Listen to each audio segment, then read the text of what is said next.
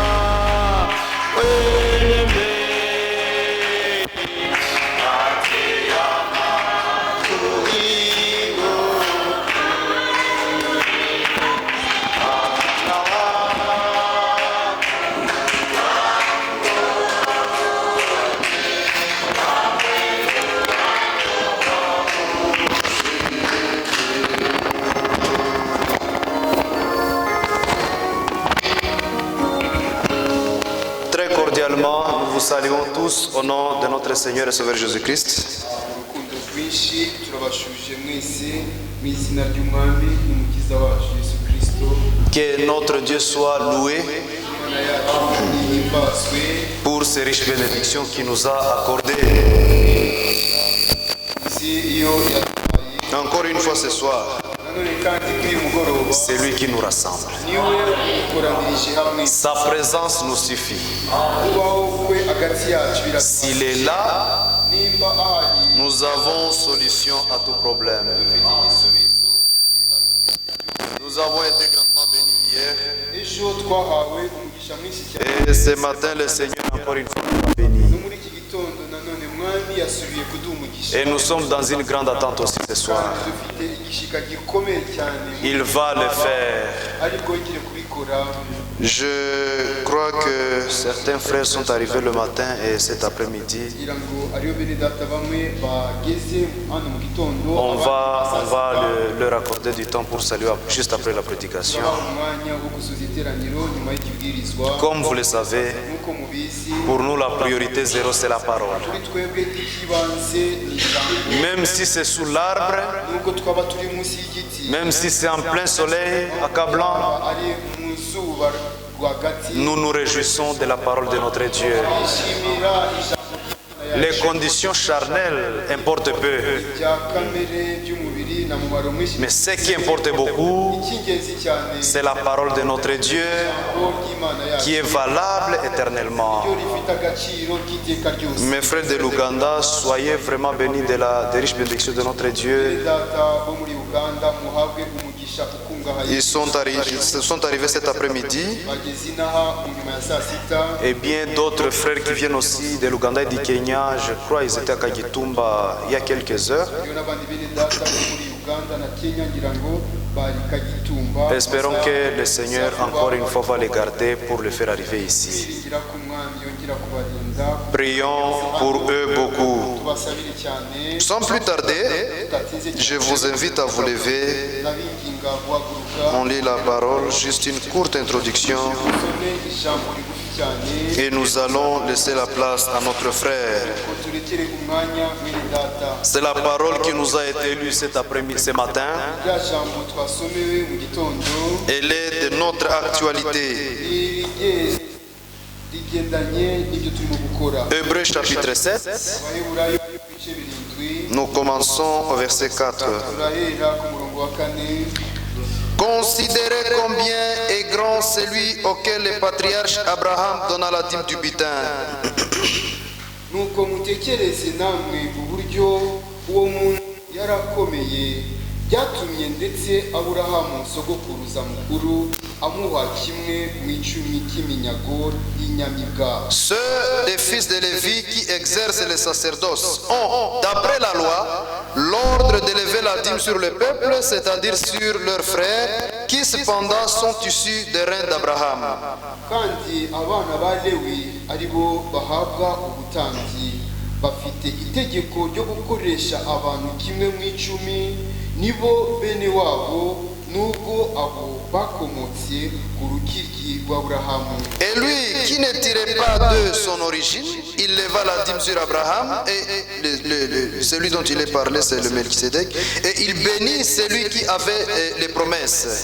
uvugwa hano ni Melikisedeki, ariko dore wa wundi utakomotse mu rubyaro mu muryango wabo yakoresheje Aburahamu kimwe mu icumi. Or, c'est sans contredit l'inférieur qui est béni par le supérieur. ntawahakana ko woroheje ahabwa umugisha n'ukomeye. Et ici, ceux qui perçoivent la dîme sont des hommes mortels, mais là, c'est celui dont il est attesté qu'il est vivant. kandi muri twe abantu bapfa nibo bahabwa kimwe mu icumi, naho icyo gihe cyahawe uhamya ko ahoraho. De plus, Lévi qui perçoit la dîme l'a payé ainsi pour dire par Abraham, car il était encore dans les reins de son père lorsque Melchisédek alla au devant d'Abraham. Amen. ndetse byabasha kuvugwa yuko lewi uhabwa kimwe mu icumi nawe ubwe yagikoreshejwe ku bwa Aburahamu kuko yarakiri mu rukiryi rwa sekuruza ubwo Melikisedeki yamusanganiraga. Amen. Vous pouvez vous asseoir. Mushobora kwicara. La voix en Kinyarwanda doit être bien réglée, s'il vous plaît. Ijwi ryo mu Kinyarwanda muritunganye neza ndabinginze. C'est vraiment les paroles qui proviennent fraîchement du trône de la grâce que nous écoutons. Aya by'ukuri n'amagambo aturuka kano kanya ku ntebe y'ubuntu ayo twumva. Ce dont nous parlons ici, ce n'est pas la dîme que les gens prétendent prêcher dans l'évangile de prospérité. Ibyo tuvuga hano si bya bindi abantu bavuga Ici, ibya nous cumi parlons de ubutumwa notre origine, de notre bw'uburumbuke. prédestination. Hano turavuga inkomoko yacu icyo twagenewe. Si nous sommes aujourd'hui manifestés, Nimba uyu munsi twaragaragaye c'est que nous étions dans les pensées de Dieu dans l'éternité. nuko twari mu bitekerezo by'Imana mu iteka. Et si nous étions dans les pensées du Seigneur, de Dieu dans l'éternité, Nimba rero twari mu bitekerezo by'umwami Imana il fallait que le temps s'accomplisse yari bikwiriye ko igihe cyasohora afin que nous soyons manifestés comme vous nous voyez ici. kugira ngo tugaragazwe nk'uko mutubona hano. Nous sommes pèlerins et voyageurs sur la terre. Turi abagenzi n'abasuhukiye muri iyi si. Nous reconnaissons notre destinée. Icyo twagenewe turakizi. Nous étions dans les pensées de Dieu, dans l'éternité, dans la première éternité. Mu iteka rya mbere twahoze turi mu bitekerezo by'Imana. Dieu était seul comme nous l'avons entendu. Imana yahoze iri yonyine nk'uko Mais twabyumvise. dans l'éternité où nous allons, Ariko mu iteka aho tujya, tout au début, Dieu voulait conduire à la gloire beaucoup de fils et de mu filles. ntangiriro Imana yashatse kugeza mu bwiza abana b'abahungu n'abakobwa Nous pouvons benshi. considérer cette écriture dans Hébreux chapitre 2. Icyo cyanditswe reka tukirebe mu Baheburayo mu bice bibiri umurongo wa 10. Il convenait en effet que celui pour qui et par qui sont toutes choses et qui voulait conduire à la gloire beaucoup de fils éleva à la perfection par des souffrances le prince de leur salut. Kuko byari bikwiriye ko Imana byose byaremewe ikabibeshaho iyobora abana benshi mu bwiza itunganishije rwose umugaba w'agakiza kabo kubabazwa. Car celui qui sanctifie et ceux qui sont sanctifiés sont tous issus d'un seul. C'est pourquoi il n'a pas honte de les appeler frères. Kuko uweza n'abezwa bose bakomotse kuri imwe nicyo gituma adakorwa n'isoni zo kubita bene se ati mbega ubuntu. Jésus, Yesu issu de Dieu le Père, akomotse ku Mana Data, les frères, twe bene se issus du même Père. twakomotse kuri Data C'est umwe. pourquoi il n'a pas honte Icyo gituma atakorwa de n'isoni les appeler zo frères. kutwita bene se. C'est vraiment les paroles d'actualité. Ni ukuri n'amagambo Que agezweho. les élus de Dieu Reka intore z'Imana reconnaissent simplement zimenye gusa que yuko par Jésus-Christ, ubwa Yesu le Kristo plan du salut de Dieu s'est accompli umugambi pleinement et fidèlement. w'agakiza k'Imana wasohoye mu buryo bukiranuka kandi butunganye bwuzuye. C'est pourquoi Icyo gituma le centre de notre foi, indunduro cyangwa umutima wo kwizera le kwacu, centre de notre prédication, indunduro y'ikibwirizwa cyacu c'est Jésus-Christ et Jésus-Christ est ni crucifié. Yesu Kristo, kandi Yesu Kristo wabambwe. Car c'est en lui, Kuko muri we c'est dans le Fils ni mu mwana que nous parle maintenant. n'Imana ivugana natwe uyu munsi. Et quand les gens s'éloignent de ce chemin, de cette voie-là que le Seigneur a Mu frayée, gihe rero abantu bagiye kure y'iyo nzira umwami yaciye, non seulement ils se trompent, ntibaba bibesha gusa, mais à la fin ils seront déçus. ariko ku iherezo bazakorwa Parce qu'ils ont n'isoni, cherché le salut de leur propre façon. kuko bashatse agakiza mu Mais buryo le bwabo salut bwite, se fait uniquement à la personne de Jésus-Christ. ariko agakiza kabonerwa gusa mu muntu Yesu Kristo. Pas dans une assemblée, Ntabwo ari mu c'est iteraniro, pas dans une église, ntabwo ari mu ce ne itorero, sont pas des rites religieux, ndetse si imihango y'idini, mais c'est vraiment dans le Seigneur ahubwo mu Jésus-Christ. by'ukuri koko bibonerwa mu mwami Yesu Dans Kristo. 1 Corinthiens, le chapitre 1er, le verset 18. Mu Bikorine ba mbere igice cya mbere umurongo wa 18. Car la prédication de la croix est une folie pour ceux qui périssent, mais pour nous qui sommes sauvés, elle est une puissance de Dieu. Kuko ikibwirizwa cy'umusaraba ku barimbukana ubupfu, ariko kuri twebwe abakizwa ni imbaraga z'Imana. Aussi est-il écrit, je détruirai la sagesse des sages et j'anéantirai l'intelligence des intelligents. Kuko byanditswe ngo nzarimbura ubwenge bw'abanyabwenge n'ubuhanga bw'abahanga nzabuhindura ubusa. Où est le sage, où est le scribe, où aucun disputeur de ce siècle, Dieu, n'a-t-il pas convaincu de folie la sagesse du monde? mbese none umunyabwenge ari he, umwanditsi ari he, umunyemaka wo muri iki gihe ari he? Ubwenge bw'iyi si Imana ntiyabuhinduye ubupfu. Car puisque le monde avec sa sagesse n'a point connu Dieu dans la sagesse de Dieu, il a plu à Dieu de sauver les croyants par la folie de la prédication. Kuko ubwo bwenge bw'Imana bwategetse ko ab'isi badaheshwa kumenya Imana n'ubwenge bw'isi, Imana yishimiye gukirisha abayizera ubupfu bw'ibibwirizwa. Écoutez le verset 23. Mwumve umurongo wa 23. Nous prêchons Christ crucifié, scandale pour les Juifs et folie pour les païens. Ariko twebweho tubabwiriza ibya Kristo wabambwe, uwo ku Bayuda ni ikigusha, ku banyamahanga ni ubupfu. Mais puissance de Dieu et sagesse de Dieu pour ceux qui sont appelés, tant juifs que grecs. Ariko kubahamagawe b'Abayuda n'Abagiriki ni Kristo, ariwe mbaraga z'Imana kandi n'ubwenge bwayo. Écoutez le verset 26. Mwumve umurongo wa 26. Considérez, frères, que parmi vous qui avez été appelés, il n'y a ni beaucoup de sages selon la chair, ni beaucoup de puissants, ni beaucoup de nobles, mais Dieu a choisi les choses folles du monde pour confondre les sages. Dieu a choisi les choses faibles du monde pour confondre les fortes. Muzirikane guhamagarwa kwanyu bene data, yuko ab'ubwenge bw'abantu bahamagawe atari benshi, n'abakomeye bahamagawe atari benshi, n'imfura zahamagawe atari nyinshi, ahubwo Imana yatoranije abaswa bo mu bisi ngo ikoze isoni abanyabwenge, kandi yatoranije ibinyantege nke byo mu isi ngo ikoze isoni ibikomeye. Et Dieu a choisi les choses viles du monde et celles qu'on méprise, celles qui ne sont point, pour réduire en néant celles qui sont, afin que nulle chair ne se glorifie devant Dieu.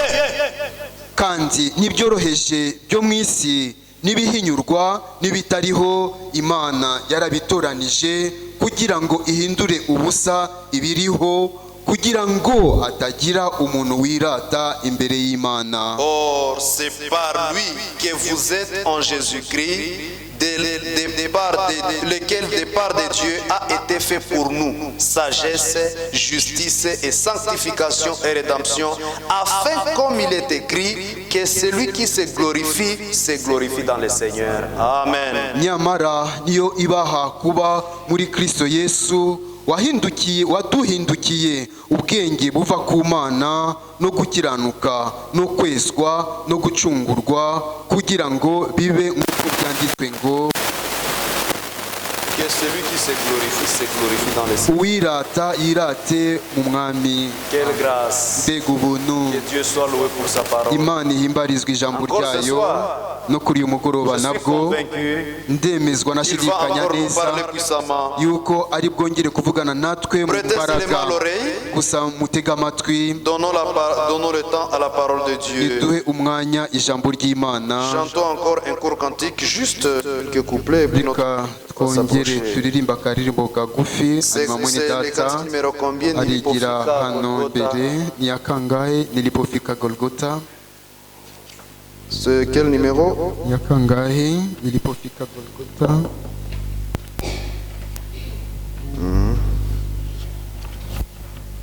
Oui, 289. Magana abiri mirongo inani n'icyenda. 289. Magana abiri mirongo inani n'icyenda.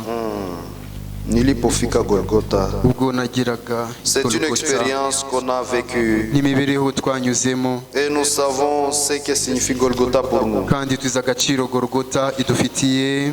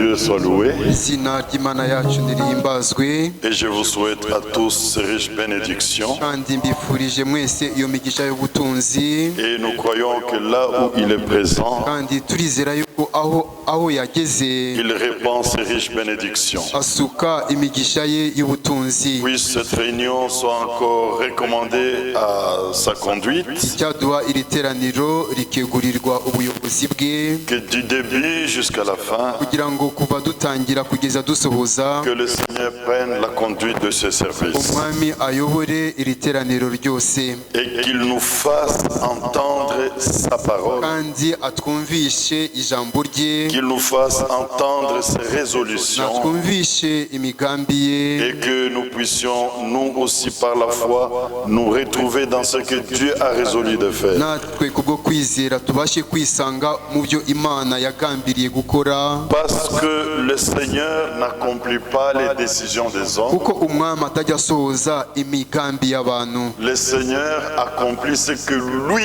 a résolu. Umwami asohoza icyo ubwe yagambiriye gukora. Dans Romains chapitre 9, Mu Baroma mu bice 9 au verset 28, umurongo wa 28, l'Écriture dit ceci: icyanditswe kiravuga gitya ngo, car le Seigneur exécutera uko umwami azasohoza pleinement et promptement sur la terre, uburyo bwuzuye kandi bidatinze kuri iyi si, non pas ce que nous lui avions proposé de faire, ntabwo aribyo twebwe twamusabye gukora, non pas ce que nous avons trouvé bon que ce soit fait, ntabwo ari bya bindi twasanze ko ari byiza ko byakoreka, mais il exécutera ahubwo azasohoza pleinement et promptement uburyo bwuzuye kandi budatinze ce que lui a résolu. ibyo we yagambiriye gukora.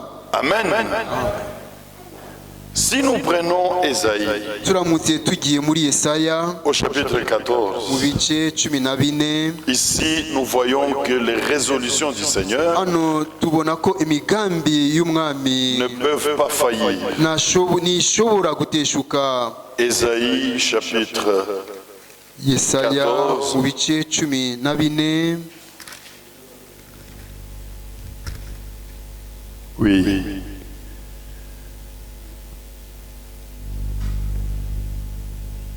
On peut commencer au verset 26. twahera ku murongo wa 26.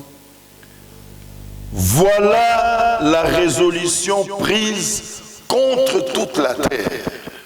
Dore umugambi wateguriwe isi yose. Voilà la main est étendue sur les nations. Kandi uko niko kuboko kuramburiwe amahanga yose. Le Seigneur des armées a pris cette résolution. Ubwo Uwiteka Nyiringabo ari we wabigambiriye, Qui s'y opposera? ninde uzamuvuguruza? Sa main est étendue. Ukuboko kwe kurabanguye, Qui la détournera? ninde uzaguhina? Dieu exécute ses résolutions. Imana isohoza imigambi yayo. Et dans l'exécution de ces résolutions, Muri uko gusohoza iyo migambi yayo, nul ne peut s'y opposer. nta n'umwe ubasha kumuvuguruza. Quand il étend son bras pour agir, Yaramburiye ukuboko kwe gukora, nul ne peut la détourner. nta n'umwe ushobora kuguhina. Il y a des résolutions contre la terre, Hariho imigambi yateguriwe isi, contre la terre, imigambi yateguriwe kuhana isi. et il y a des résolutions en faveur des élus. Hariyo n'imigambi yateguriwe kugirira neza abatoranijwe. Contre la terre, il y a des choses qui vont arriver. Ku isi hari ibintu bizashika, Et le Seigneur accomplira cela. kandi umwami ibyo azabisohoza. Ce soleil s'obscurcira. Iri zuba rizahinduka umwijima, La lune deviendra comme le sang. ukwezi kuzahinduka nk'amaraso, Mais avant cela, il brillera ariko mbere y'ibyo izarasa comme celui de de 7 jours. nk'izuba ry'iminsi 7. Et la lune sera comme celle de cette nuit. ukwezi nako kuzagira umucyo nk'uw'amajoro 7. Et il y a de grandes choses qui arriveront sur la terre. hariho ibintu bikomeye rero bizashika ku isi. Ça, ce sont des résolutions contre la terre. iyo ni imigambi yo guhana isi. Et personne ne détournera le bras du Seigneur kandi nta n'umwe uzahina ukuboko pour k'umwami que ce qu'il a résolu s'accomplisse. kugira ngo ibyo yagambiriye bibure gusohora. Mais il a aussi conçu, il a aussi résolu ariko nabwo yagambiriye des choses en notre faveur. gukora ibintu bitugirira neza. Pour toi et moi, ku bwawe nanjye il a résolu de nous sauver. yagambiriye kudukiza Et personne ne peut s'y opposer. kandi nta muntu n'umwe ushobora kumugandira. Comprenez que notre appel musobanukirwe mumenye ko umuhamagaro wacu est conforme à son dessein. ugendanye n'umugambi wayo. Et c'est ce qui est écrit dans Romains chapitre 8, ibyo nibyo byanditswe mu baroma mu bice 8 à partir du verset 28. uhereye ku murongo wa 28. Nous pouvons lire cette parole, cette écriture. dushobora gusoma iryo jambo icyo Romains cyanditswe chapitre 8, abaroma ibice à 8 partir du verset 28. duhereye ku murongo wa 28. Nous savons du reste kandi ibisigaye tuzi yuko que toutes choses. Allons. ku bakunda imana Non, traduit directement. Ça va kandi compliquer. ibisigaye tuzi yuko ibintu byose Voilà, nous savons du reste ibisigaye tuzi yuko ibintu byose que toutes choses, yuko ibintu byose bonnes ou mauvaises, byiza cyangwa bibi concourent au bien de ceux qui aiment Dieu, bifataniriza hamwe kuzanira ibyiza abakunda imana de ceux qui sont appelés ari bo bahamagawe selon son dessein. nk'uko yagambiriye. Alléluia. Amen.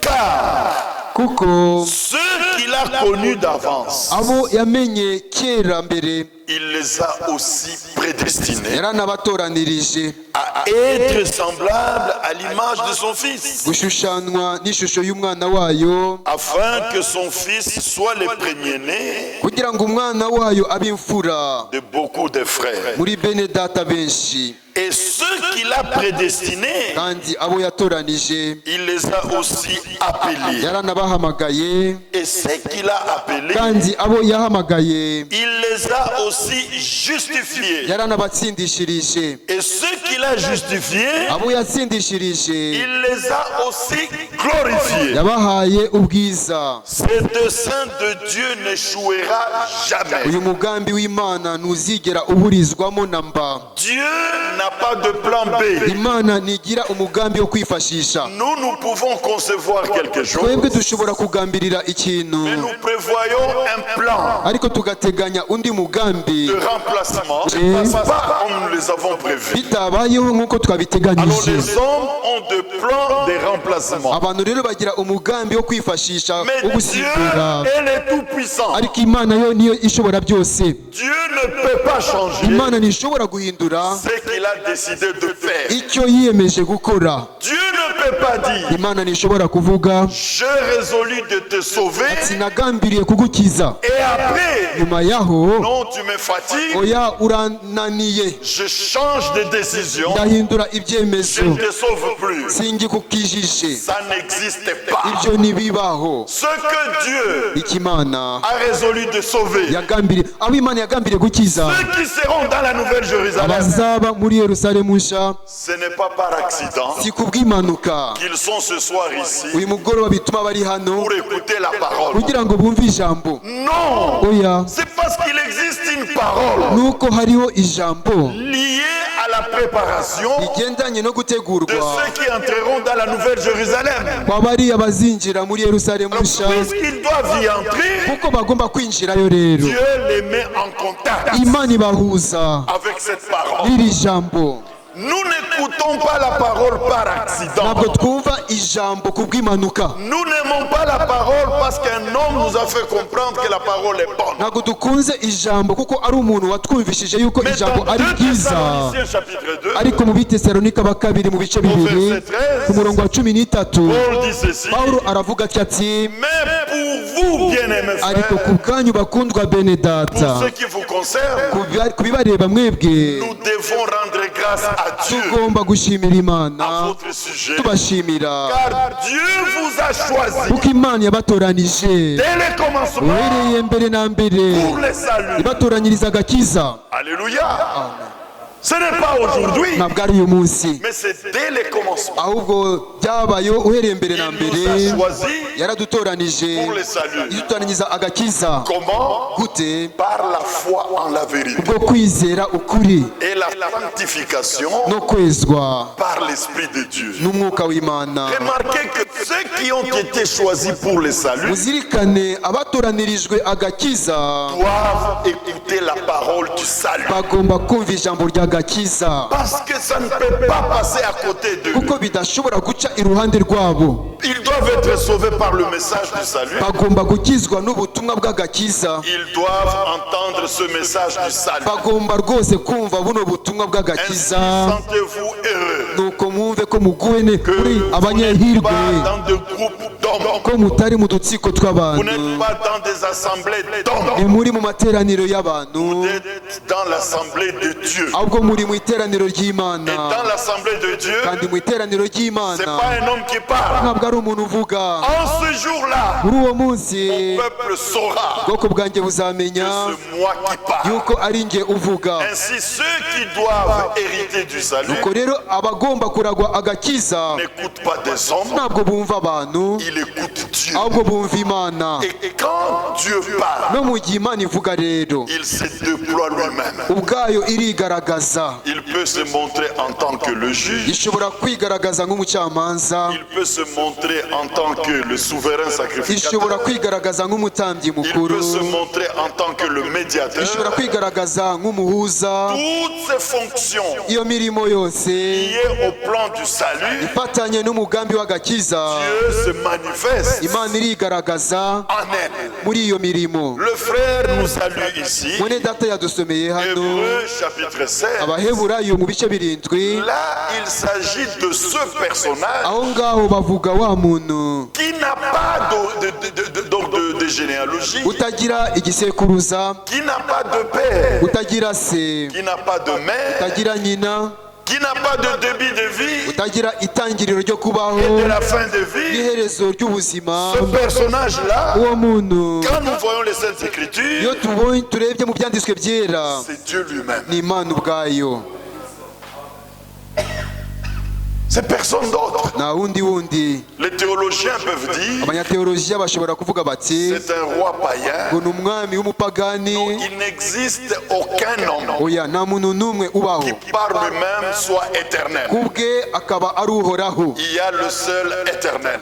Ari uhoraho umwe wenyine gusa, C'est notre Dieu. niwe Mana yacu. Ainsi, le Dieu éternel Nuko rero ya Mana ihoraho iteka avait en lui différentes fonctions, muri yo yari ifite imirimo itandukanye, ainsi que celle aussi de souverain sacrificateur kimwe na wa murimo w'umutambyi qui mukuru devait présenter les sacrifices wagombaga gutamba igitambo pour les péchés du ku peuple. bw'icyaha cy'abantu. Déjà dans le jardin d'Éden, Ndetse mu ngobyi ya Edeni Dieu a manifesté Imana yagaragaje qu'il est le souverain yuko sacrificateur. ariyo mutambyi mukuru. Quand les premiers hommes ont péché, Ubwo abantu ba mbere bacumuraga, Dieu n'a pas dit c'est fini pour vous. Imana ntiyavuze ngo birabarangiriyeho. Nous nous réjouissons de ce que Twishimira yuko Adam, de qui nous tous nous descendons naturellement, Adamu ariwe dukomokaho twese n'a pas été maudit. ntiyavumwe. C'est lui qui fut maudit, Uwavumwe c'est le serpent. ni inzoka. Mais quand il a regardé Adam, Ariko ubwo yitegereje Adamu, au lieu de maudire Adam, aho kugira ngo avume Adamu, le Seigneur a dit, umwami yaravuze ati à cause de toi, ngo kubera wowe, puisque tu as écouté la voix de ta femme, kuko wumviye ijwi ry'umugore wawe, il n'a pas dit je te maudis, ntiyavuze ngo ndakuvumye, parce qu'il avait déjà béni l'homme. kuko yari yaramaze guha umugisha umuntu. Là, quand il les a formés, Aho ngaho ubwo yababumbaga, Dieu les bénit. Imana yabahaye umugisha. umugisha. Dieu ne peut pas bénir aujourd'hui Imana ntishobora gutanga umugisha uyu et munsi demain il retire la bénédiction. ejo ivaneho uwo mugisha. Celui qui est béni par Dieu, Wahawe umugisha n'Imana aba ahawe umugisha ku bw'iteka ryose. Uwavumwe est maudit pour toujours. abavumwe ku bw'iteka ryose. Ariko mwitonde, Quand Dieu a béni, ubwo Imana yatangaga umugisha ne maudissez pas. ntimukavume, Parce que Dieu dit, kuko Imana ivuga iti je bénirai nzatanga umugisha, ceux qui te béniront. nzaha umugisha abazagusabira Je umugisha, maudirai nzavuma ceux qui te maudiront. abazakuvuma. Donc on doit faire attention Kore umuntu agomba kwitwararika cyane quand on prononce certaines paroles yari amagambo runaka uvuga contre certaines personnes. ku bantu runaka. Si ce sont des bénis de Dieu, Nimba ari abantu bahawe umugisha ceux qui n'Imana, prononcent des malédictions, umuntu akabavugaho umuvumo, ça vous retourne. birabagaruka. Vous vous maudissez, Mwebwe muravuma, mais Balaam dit, ariko Balamu akavuga ati je ne peux pas changer les choses. simbasha kugira icyo mpindura. Il a béni, Yatanze je umugisha ne peux pas le changer. sinabihindura. Dieu ne change pas ses décisions. Imana ntijya ihindura imigambi yayo. Il dit à Abraham, Ibwira Aburahamu iti l'an prochain, umwaka utaha je reviendrai. zagaruka Et Sarah, Sara ta femme, umugore wawe aura un fils. azaba afite umwana w'umuhungu. Quelle que soit l'attitude de Sarah, Imyitwarire ya Sara uko yamera elle kose pouvait rire, yabashaga guseka, mais Dieu ne pouvait pas changer sa ariko décision. Imana ntiyari guhindura umugambi Au wayo. contraire, celle qui fut incapable de concevoir, Ahubwo utarushoboye gusama, Dieu l'a rendu capable. Imana yaramushoboje. Parce qu'annuler sa décision à l'égard de Sarah, Kuko guhindura icyemezo yafashe kuri Sara ce n'est plus être fidèle. ni ukuba udakiranuka. Or, Dieu est fidèle, Nyamara Imana irakiranuka, il ne change pas ses résolutions. ntijya ihindura imigambi yayo. Ainsi, quand il a béni Ubwo l'homme rero iyo ubwo yahaga umuntu dans le umugisha jardin mu d'Éden, ngobyi ya Edeni, aucune circonstance nta kintu na kimwe cyari kubaho ne pouvait faire que Dieu change sa décision cyari gutuma Imana ihindura umugambi wayo pour regretter sa bénédiction, kugira ngo yicuze umugisha yatanze, retirer la bénédiction, ivaneho umugisha produire la malédiction. noneho itange umuvumo. C'est Ni impossible. ibintu bidashoboka. Réjouissons-nous dans notre Seigneur Tunezererwe mu mwami wacu pour ses bienfaits kubw'ibyiza et pour ses dukorera décisions à notre égard. n'imigambi yafashe kutugirira. Toi, Adam, Wowe Adamu, puisque tu as fait cela, kuko wakoze ibyo, tu as écouté la voix de tes femmes, wumviye ijwi ry'umugore wawe, à cause de cela, kubera ibyo la terre, isi, pas toi, ubutaka, la si terre wowe ubutaka est maudite. buravumwe.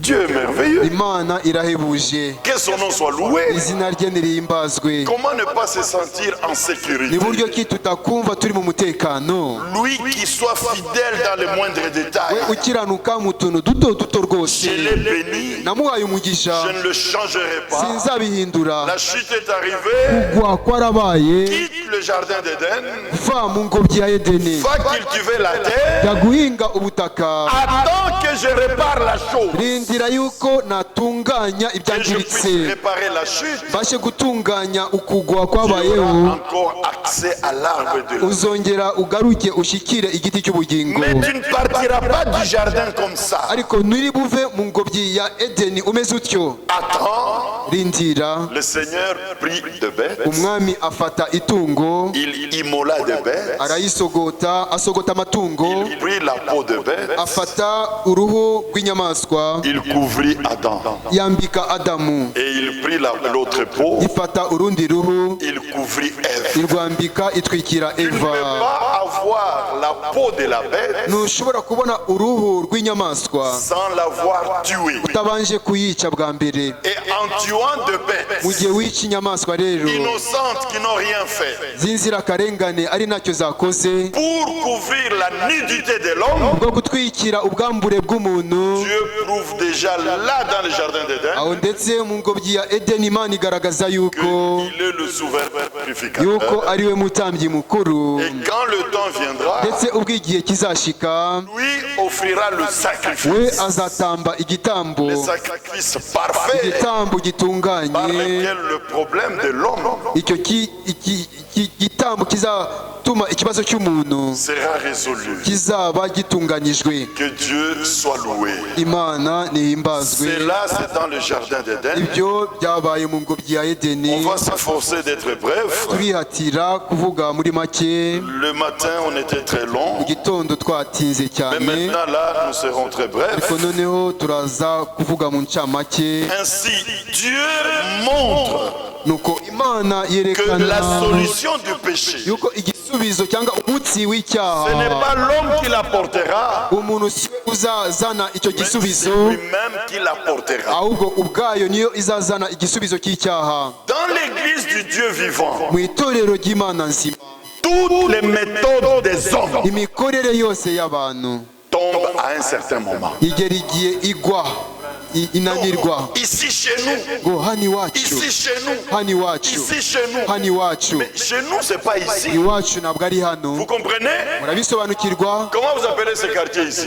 Aka gace mukita gute? Mu Makoro. Makoro, hano ni mu Makoro. Makoro de Gisenyi ici, Amakoro yo ku Gisenyi hano c'est pas chez nous. ntabwo ari iwacu. Il y a des gens qui disent ici chez nous. Hari abantu bavuga ngo hano iwacu, Mais chez nous, c'est pas ici. iwacu ntabwo ari hano. Si chez nous, c'est ici, Nimba iwacu ari hano, nous sommes malheureux. turi abanyabyago, Mais Dieu ariko Imana n'a pas honte d'être appelé notre Dieu. ntigira isoni zo kwitwa Imana yacu, Parce qu'il nous a préparé une cité kuko yatwiteguriye umurwa dans laquelle il nous recevra uwo izatwakiriramo, et nous habiterons avec lui. natwe tuzaturana nayo. Ainsi donc, bien-aimés frères et Nuko sœurs, bakundwa bene data na bashiki toutes les banje, petites solutions des hommes imikorere cyangwa se inzira abantu bose bishakira ne peuvent pas tenir devant Dieu. ntizishobora kurokoka imbere y'Imana. Avant de toucher aux fruits, Mbere yo gukora ku mbuto, Adam et Ève Adamu na Eva ne savaient pas. ntibari bazi yuko Ils étaient nus. bari bambaye ubusa, Mais ils étaient nus. ariko bari bambaye ubusa, Ils étaient nus. bari bambaye ubusa, Mais ils ne savaient pas ariko ntabyo bari bazi qu'ils étaient nus. ko bambaye ubusa. La Bible ne me dit pas qu'ils étaient revêtus d'un Bibiliya vêtement comme ça. ntabwo imbwira ngo ari Non, non, umwambaro bari c'est pas ça. bambaye, oya, Ils étaient nus. siko bimeze, bari bambaye ubusa, Mais ils ne savaient pas. ariko ntabyo bari bazi. C'est quand le serpent a parlé à la femme Ni igihe inzoka yavuganaga n'umugore et qu'il a expliqué à la femme de quoi il s'agissait. igasobanurira umugore ibyo ari byo, Ah, et la vie, nuko abona yuko que l'arbre était bon à manger. igiti ari cyiza kukiryaho, L'arbre était agréable à la vue igiti cyari cyiza kukireba, et il pouvait donner de l'intelligence. kandi cyabashaga gutanga ubwenge. Elle mangea à l'arbre, Arya kuri icyo giti, chose que Dieu ne leur a pas appris. ikintu Imana itigeze ibigisha. Après avoir mangé, Amaze kurya, elle apporta la prédication du serpent à son mari. azanira umugabo we ikibwirizwa cy'inzoka, Et le mari en mangea. umugabo nawe aryaho. C'est la raison pour laquelle Niyo mpamvu ituma la femme ne doit pas prêcher. umugore atagomba kubwiriza. C'est à cause de ça que Paul revient là-bas. Ni ukubera ibyo Pawulo abigarukaho, Il dit c'est pas l'homme qui a été formé après la femme. aravuga ati umugabo siyo La femme n'a pas nyuma été la y'umugore, première. umugore siyo waremwe mbere, C'est l'homme qui fut créé le premier. umugabo niwe wabanje Et kuremwa, puis ce n'est pas l'homme qui a transgressé la loi. kandi umugabo siyo wacumuye ku C'est la itegeko, femme qui fut séduite. umugore niwe washutswe. Et à cause de ça, Kubera ibyo il rero n'a pas le droit de prêcher. bituma atagira uburenganzira bwo Elle a kubwiriza. pris la prédication du serpent Yafashe ikibwirizwa cy'inzoka et l'a amené aussi à son mari. akizanira umugabo we, Et son mari est tombé aussi dans la même désobéissance. umugabo nawe yaguye muri uko kutumvira kumwe, Il a aussi mangé. nawe aryaho. Après avoir mangé, Bamaze kurya eh, baravuga bati kumbe tulikuwa buchi. burya twambaye ubusa, Eh, mbega hatutabakia hivi. ntabwo tugumaho tumeze gutyo, On va pas rester comme ça. ntabwo tuguma dutyo, Donc on est nu. twambaye ubusa. Mbese On a toujours demandé aux gens, iteka abantu bajya allez dans babazwa, des supermarchés, mujye muri za allez dans des supermarket, jardins, mujye cherchez ce fruit-là. mu busitani mushake iyo mbuto, Tu le manges seulement, paf, wayirya gusa tu découvres que tu es nu. ukamenya ko wambaye ubusa. Ça n'existe pas. Iyo mbuto ntibaho. Loué soit Dieu imana ihimbazwe qui a envoyé un prophète. iyo yatumye umuhanuzi Et il a révélé ces choses aux prophètes. yishyurira ibyo bintu umuhanuzi Et le prophète les a prêchés.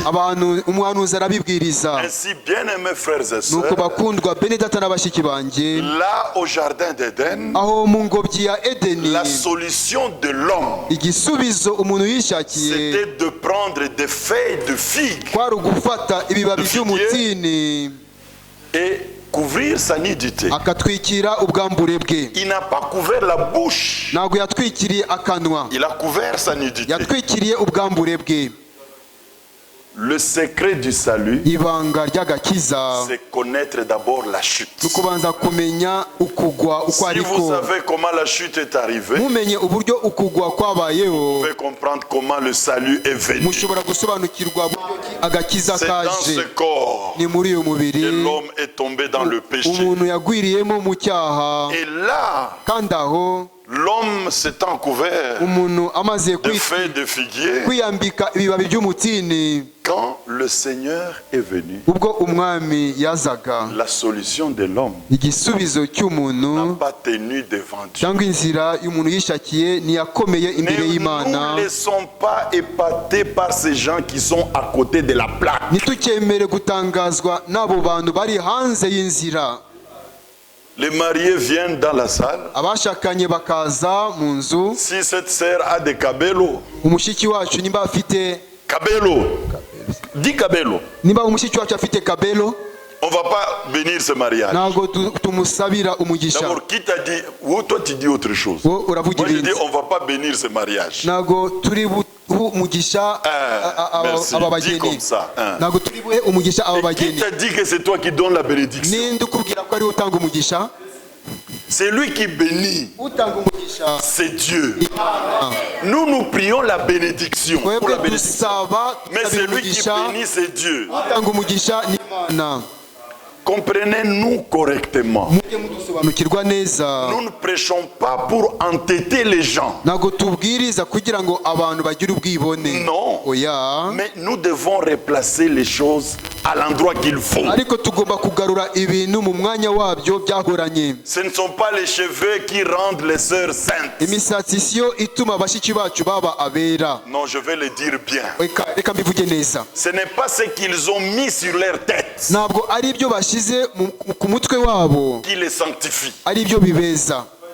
Vous voyez comment les gens sont passés à côté. Murabona buryo ki abantu banyuze iruhande. Ce qui est sur sa tête Ikiri ku mutwe we ne la sanctifie pas. ntabwo kimweza. Ce qui la sanctifie, Ikimweza c'est la parole de ni Dieu. ijambo Et si ry'Imana. la parole est en elle, Nimba ijambo riri muri elle we ne va pas ressembler au monde. ntazasa n'isi.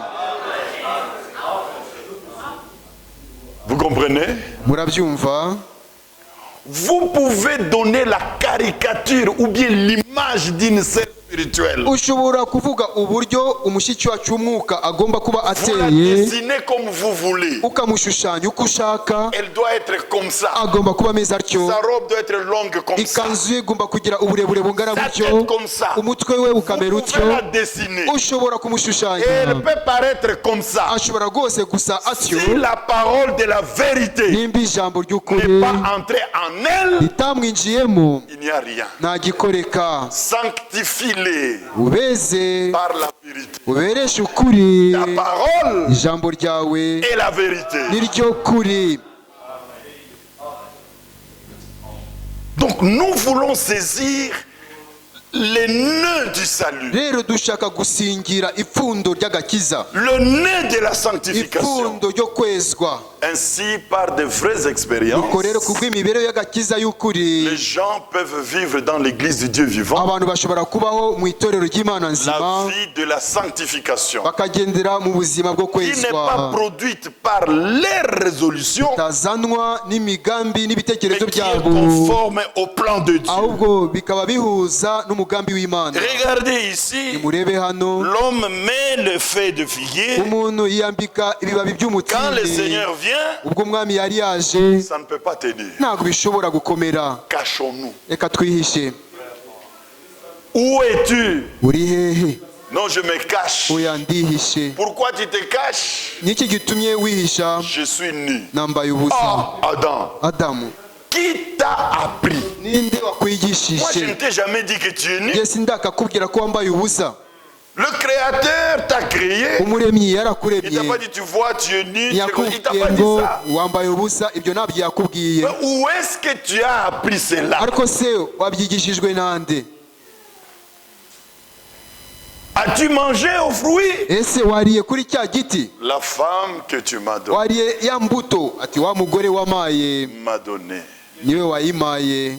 La femme, Umugore c'est le serpent qui m'a séduit. nawe ati inzoka niyo yanshutse. Mais ce qui est beau, Ariko icyiza, Dieu n'a pas maudit la femme, Imana ntiyavumye umugore, Dieu n'a pas maudit Adam, Imana ntiyavumye Adamu, mais Dieu leur a promis le salut. ahubwo Imana yabasezeranije agakiza. Adam et Ève Adamu na Eva ont quitté le jardin d'Éden bavuye mu ngobyi ya Edeni avec la promesse. bafite isezerano. Ils ne sont pas partis vides, même vides. Ntibatashe amaboko masa, Ils sont partis avec la promesse. basohotse bafite isezerano. La sémence de Dieu Imbuto y'Imana viendra au travers de la femme izaza iciye mu mugore, et elle écrasera la tête du serpent. kandi iyo mbuto izajenjagura umutwe Et le w'inzoka. serpent lui blessera les talons. Inzoka nayo izamukomeretsa ku Déjà dans gatsinsino. les jardins d'Éden, Ndetse mu ngobyi ya Edeni Dieu annonce la victoire Imana imenyesha intsinzi sur le péché. ku cyaha. La victoire, Intsinzi c'est que l'ennemi a amené. ku byo umwanzi yari yazanye. En amenant la perversion de la parole, Ubwo yazanaga kugoreka kw'ijambo, Satan a mis les hommes sous son influence. Satani yafashe abantu abashyira munsi y'amatwara Il ye, les a enlevés de l'influence de Dieu yabavanye mu matwara y'Imana, et il les a placés sous son influence. nuko ibashyira mu matwara yayo, Et il les a soumis à sa volonté. nuko ibategekesha ubushake bwayo. Or, Dieu ne nous a pas créés Nyamara Imana ntiyaturemye pour être sous l'influence du diable, kugira ngo dutegekwe na Satani, mais il nous a créés ahubwo yaturemeye pour être sous son influence. kugira ngo dutegekwe nayo. Voilà ici dans 1 Jean. Dore hano muri Yohana wa mbere, 1 Jean chapitre 5, Yohana wa mbere mu bice bitanu, l'Écriture dit ceci. byanditswe biravuga bitya ngo,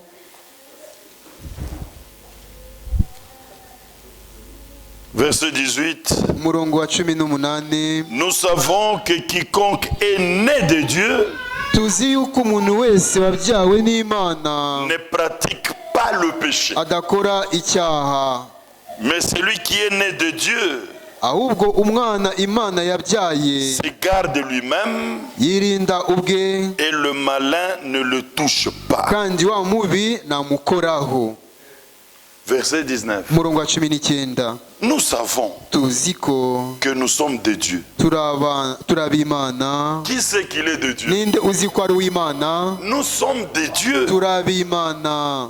Mais le monde entier Naho ab'isi bose est sous la puissance du malin. bari munsi y'ubutware C'est bw'umuriganya. là, depuis le jardin d'Éden, Ibyo byahereye mu ngobyi ya Edeni, que le malin a amené tout le monde iyo umuriganya yatumye abantu bose sous sa puissance, abashyira munsi y'ubutware bwe, les soumettant à sa volonté. abagandukirisha ubushake bwe. Lorsque quelqu'un prêche de fausseté, Iyo umuntu abwiriza ibinyoma ou il commet des choses qui ne sont pas conformes à la bienséance, cyangwa agakora ibintu bidahuza no kugira neza, il est sous l'influence de l'ennemi. abari munsi y'ubutware ubushukanyi Dans bw'umwanzi. 2 Timothée, Muri Timoteyo wa kabiri chapitre 2, mu bice bibiri,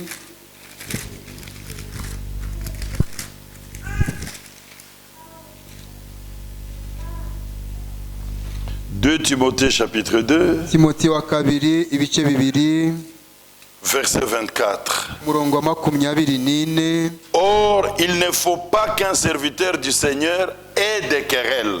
Nyamara umugaragu w'umwami wacu nakwiriye kuba umunyamahane, Il doit au contraire être affable pour tous. ahubwo agomba kugira ineza kuri bose.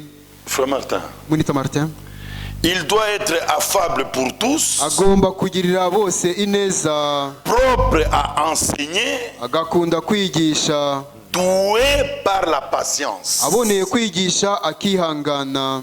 Il doit redresser avec douceur les adversaires Agomba guhanisha ubugwaneza abamugisha impaka, dans l'espérance que Dieu leur donnera la repentance ngo ahari nibishoboka Imana ibahe kwihana, pour arriver à la connaissance de la vérité ngo bagere ku kumenya ukuri, et que revenus à leur bon sens, basinduke bave mu basinduke, ils se dégageront des pièges du diable bave mu mutego wa Satani qui s'est emparé d'eux wabafashe miri, pour les soumettre à sa volonté. babone gukora ibyo Imana ishaka. Le diable, par la chute de l'homme, Satani kubwo kugwa k'umuntu, a placé tout homme sous sa puissance. abantu bose yabashize munsi y'ubutware bwe, Mais par Jésus-Christ, ariko kubwa Yesu Kristo Dieu nous a arrachés Imana yaradushikuje de la puissance du malin. ituvana mu mbaraga C'est z'umwanzi. ça que nous voyons dans Colossiens, Ibyo nibyo dusanga mu Bikolosayi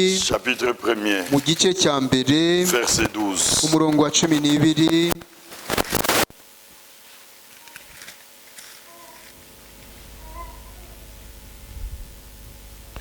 Rendez grâce au Père Mushima data wa twese qui vous a rendu capable d'avoir part à l'héritage des saints dans la lumière. waduhaye kuraganwa n'abera umurage wo mu mucyo, Il nous a délivrés niwe wadukijije de la puissance des ténèbres, ubutware bw'umwijima, c'est-à-dire de la puissance de Satan, kuvuga ubutware bwa Satani, et nous a transportés dans le royaume de son Fils bien-aimé, akadukuramo akatujyana mu bwami bw'umwana we akunda, en qui nous avons la rédemption, niwe muri we dufite gucungurwa, le pardon des péchés. ariko kubabarirwa ibyaha byacu. C'est aussi pareil dans Actes des Apôtres, chapitre 26, le verset ni 17. nako bigaragara mu byakozwe n'intumwa mu bice 26 umurongo wa 17.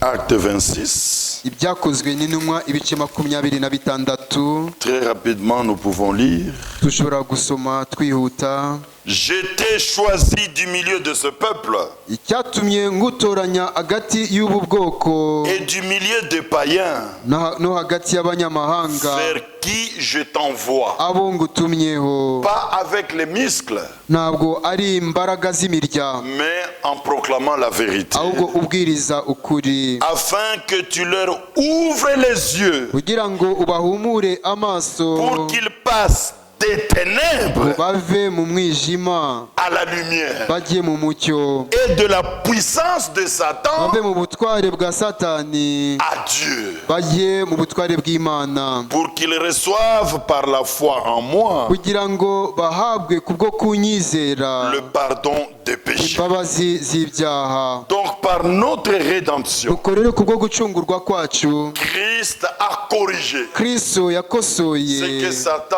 a accompli au commencement dans les serpents. icyo Satani yashohoje mu ntangiriro mu nzoka. Par la chute, Ubwo kugwa en se servant du serpent, akoresha inzoka, Satan nous a mis sous sa puissance, Satani yadushize munsi y'ubutware bwe, sous son influence. munsi y'ubushukanyi bwe, Et il